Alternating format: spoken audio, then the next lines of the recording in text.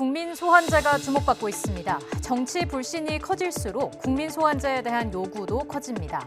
간접 민주주의, 대의제의 한계가 드러날 때마다 대안으로 가장 먼저 거론되는 제도입니다. 국민 소환제란 선거에 의해 선출돼 임기가 보장되는 공직자를 유권자가 직접 파면할 수도 있게 하는 직접 민주주의 제도입니다. 파면을 위한 소환 절차는 크게 소환 요구와 소환 결정으로 나눌 수 있습니다. 유권자가 소환 요구 또는 소환 결정 과정에만 관여하는 경우가 있고 요구와 결정 모두 관여하기도 합니다. 한국에서는 유권자가 두 단계 모두 관여하는 제도가 논의되었습니다. 그런 해외 사례만 살펴보겠습니다. 키리바시와 팔라우, 리히텐슈타인 등 인구가 10만 명 안팎인 작은 나라 중 상당수는 국민 소환제를 시행하고 있습니다.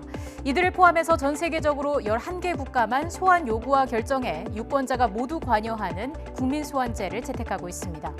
영국에서는 의회 수당 허위 청구 사건을 계기로 2015년에 도입됐습니다.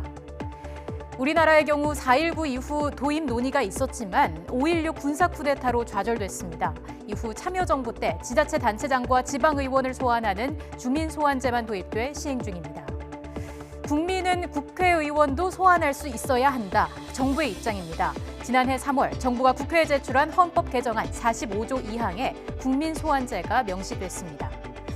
국회 내에서 발의된 법안 3건도 계류 중입니다. 민주당 김병욱 의원이 2016년 말에 발의한 데 이어서 2017년 2월 당시 바른정당 소속이었던 황영철 한국당 의원과 민주당 박주민 의원이 잇따라 국민 소환에 대한 법률안을 제출했습니다. 국회 계류 중인 법안 3건의 핵심 내용은 이렇습니다. 김병욱 의원과 황영철 의원이 발의한 법안은 유권자 15%가 서명할 경우 소환 투표를 실시할 수 있도록 했습니다. 파면 요건 역시 유권자 3분의 1 이상 투표에 투표자 과반의 찬성으로 두 법안이 동일합니다. 박주민 의원 법안은 타 지역구 유권자에 의한 소환 요구도 가능하게 한다는 점이 특이합니다.